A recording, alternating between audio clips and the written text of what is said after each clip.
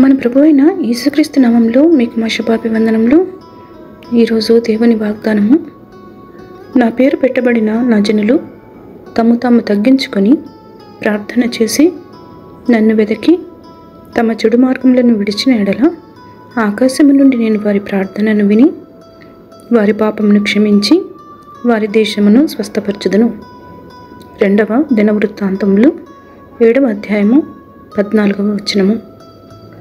My people who are called by my name humble themselves and pray and seek my face and turn from their wicked ways, then I will hear from heaven, will forgive their sin and will heal their land. 2 Chronicles chapter 7 verse 14. ప్రార్థన. ప్రేమగల తండ్రి, మీ కృపా కనికరములకై వందనాలు. ప్రతి ఉదయము మీ విశ్వాసతను మాపై నూతనముగా చూపుతున్నందులకై వందనాలు. మా జీవిత యాత్రలో మేము ఎదుర్కొనే ప్రతి శోధనపై జయమిచ్చి నడుపుమని యేసునామములో వేడుచున్నాము తండ్రి. Amen. Have a blessed day. God bless you.